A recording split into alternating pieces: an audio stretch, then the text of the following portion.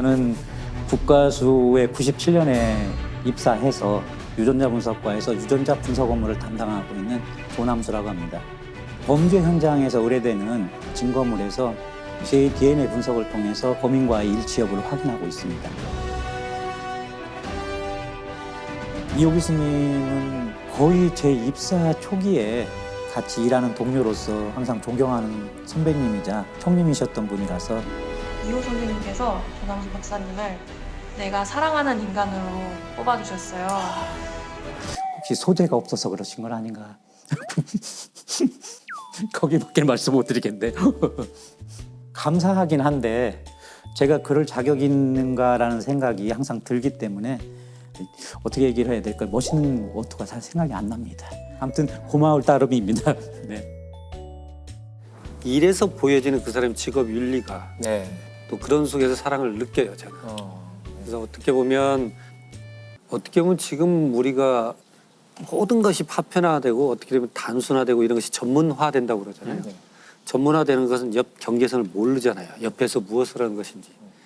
난 이 영역에만 할 거야. 네. 이렇게만 하는 경향이 있지만 결국은 2차 세계대전 때 홀로코스트도 실은 이것이 어떻게 쓰이는지 모르게 독가스를 만든 화학자가 있고 인체 실험을 했던 의사가 있고 수용소에서 유대인을 그 샤워실에 집어넣은 사람만 있고 죽은 유대인에서 옷을 벗겼던 사람이 있고 그들은 자기가 무엇을 잘못하는지를 몰라요. 파편화됐기 때문에. 결국은 한나 아렌트가 얘기했던 대로 악의 평범성에서는 각자가 그 위치에서 생각을 멈췄기 때문에 악이다. 네.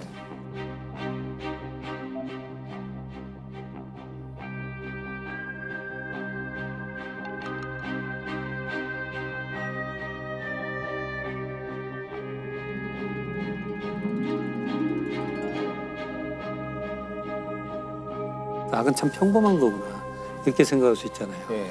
그러니까 결국은 저희도 국가수 내에서 법과학부나 법생물학이나 이런 쪽은 주어진 샘플에 대한 DNA만 보내면 돼요. 거기에서 끝나버리면 서로의 영역이 참 깔끔한 것 같지만 이 제 동료는 이제 굉장히 궁리가 많아요. 그러니까 그 당시는 97년도, 8년도 때는 강간 사건 각 경찰서별로 오죠. 국가수는 해당 경찰서에 보내기만 하면 돼요. 유전자 분석을 잘 해가지고 보내면 되는데 이 사람은 그 당시에 자기 컴퓨터로 쭉 데이터를 모아요. 그래서 광주 서부경찰서든 전주에는 경찰서든 모아서 그거에 대한 통보만 하는 게 아니고 범인은 여기저기 돌아다닐 수 있잖아요. 여기에서도 있고 여기서도 있고 동일 범인입니다. 라고 스스로가 그 데이터베이스를 만들어요. 그러니까 경찰들도 공조 수사를 잘 못해요. 왜냐하면 어떤 사건을 해결했을 때는 성과를 갖고 다투는 거고 못했을 때는 그거에 대한 어떤 책임을 져야 되기 때문에 서로 정보 공유를 잘 안 하는 경향이 있어요. 네. 그러나 이제 범인이 예를 들자면 이쪽 경찰서에서 몇 건의 강간 사건이 있었다 치면 자기는 못 잡고 있는데 다른 경찰서에 있는 건하고 맞추지는 않거든요. 그러면 이제 이때 유전자 분석을 했던 이 사람은 연결을 하죠. 어떻게 보면 자기 영역에서 굳이 안 해도 될 일이지만 그러나 그것을 해야겠다라고 생각을 했고 많은 사건들을 풀었어요. 그러니까 저랑 처음 98년도 만날 때는 막 국가수 돌아서 15였어요. 한 6개월 정도 15 생활을 하잖아요, 공무원들은. 그 당시 광주 국가수는 굉장히 시골에 있었어요. 시골 분교. 폐교된 분교를 리모델링해서 쓰고 있어요. 그러니까 거기 있으면 완전한 문화생활이란 건 있을 수 없어요. 그냥 그 죽순 캐러 다니고 시간 나면 죽순이요? 왜냐면 뭐 할 수 있는 게 없으니까 죽순을 캐고 황소개구리를 잡고 황소개구리는 어떤 용도로 잡죠? 잡아서 드시는 말해도 거죠. 되나요? 잡아서 드시는 황소개구리 거죠. 그 당시에는 황소개구리 심각한 문제였어요. 그렇죠. 네, 굉장히. 맞아요. 잡아서 드시는 황소개구리 거죠. 멸종시킨 건 우리예요. 국가수에서 할 일이 없으니까 삼지창 만들어서 황소개구리 잡아서 외래종을 척결하시고 외세를 척결하시고 아니 근데 몇 마리나 드셨길래 전국의 황소개구리. 아니 일대는 울지 않아요. 황소개구리. 멸종된 게 아니라 무서워서 조용히 하고 있을 거니까. 그러니까 그런 정도로 아주 시골이에요. 거기에서 이제 그렇게 데이터베이스를 스스로 해가지고 사건들을 풀었던 거죠. 그렇게 해서 승진해서 대전 국과수로 발령이 나요. 대전 국과수에서는 어떤 일이 여러 가지가 있었지만 청주에서 모 식당 여 종업원이 살해당한 사건이 있어요. 네. 칼에 찔려 사망을 했는데 경찰은 단서가 없습니다. 지문도 없고. 근데 너무 단서가 없으니까 가서 이렇게 현장을 보다 보니까 아무것도 없는데 그대로 시간이 지났잖아요. 그러니까 좀 다 말라 비틀어져 있죠, 반찬이. 그중에 깍두기 하나가 베어먹은 자국이 있어요. 그 깍두기를 가지고 옵니다. 네. 그래서 그 단면에서 DNA를 추출해요. 그러니까 이제는 뭔가 단서가 풀렸죠. 네. 그래서 그 해당 경찰서에 주니까 난리가 났죠. 근데 문제는 뭐예요? 네. 같은 사람을 데리고 와야죠. 그렇죠. 같은 이게 사람 누구의 DNA인지 맞아야 알아야 되니까. 되니까. 결국 또 대조해야 될 사람을 데려와야 될 큰 숙제가 또 하나 남는 거죠. 그렇게 미국에 빠져갑니다. 그러니까 다시 형사가 찾아와요. 조남수 박사한테. 이게 이제 이 사람은 아까 국리가 많다고 그랬잖아요.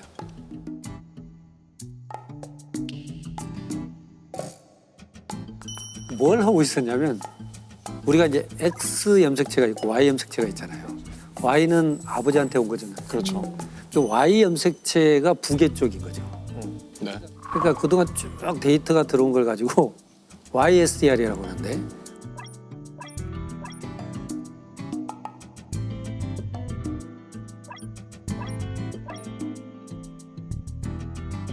Y 염색체에서 독특한 성씨의 유전자를 찾고 있었어요. 네. 그러니까 독특한 성씨의 YSDR에서 차이가 있을 수 있잖아요. 네. 그걸 발표는 할 수 없어요, 공식적으로. 네네.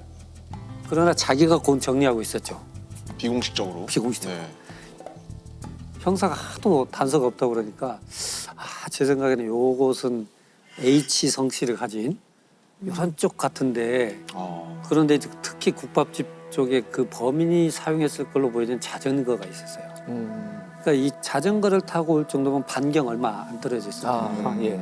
그런 다음에 그 반경 내에 있던 약간 의심스러운 사람들 있죠. 네네. 그리고 H 성 중에. 그렇지. 예. 그러니까 그 용의선상에 올라온 사람들 중에 YSTR로 가서 그런 거 갖다 해보니까 딱 범인이 나와요.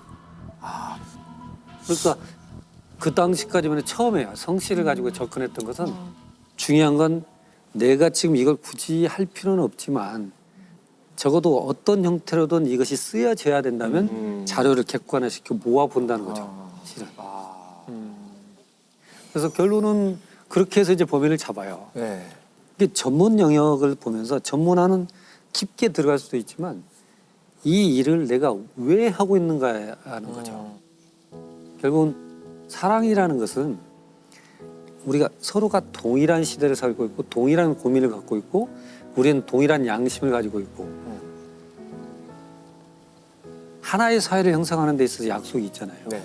근데 그래서 나의 하는 일이 결국은 전체적인 윤곽 속에서 내가 봐야 되는 거예요. 그래야만 우리 공동체를 굳건히 지킬 수가 있는 거거든요. 그래서 저는 조남수라는 그 박사를 보면서 그런 생각을 해요. 이 사회의 안전망은 어디선가 거대한 거인이 맡고 있는 건 아니에요. 작은 사람들이 성실하게 맡고 있는 것일 수 있어요.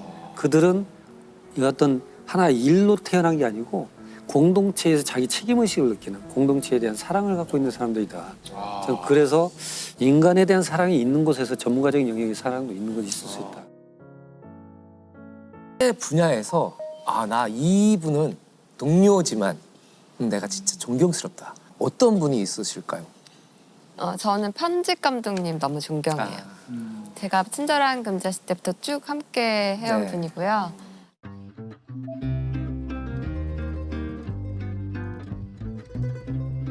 시나리오가 어디로 가고 있는지, 네. 무엇이 부족한지 잘 짚어주시는 분인데 제가 예전부터 너무 존경하는 부분이 있었어요. 네. 이제 영화 편집을 하면 사실 시나리오랑 어떻게 다르게 편집이 되는지 잘 보이잖아요.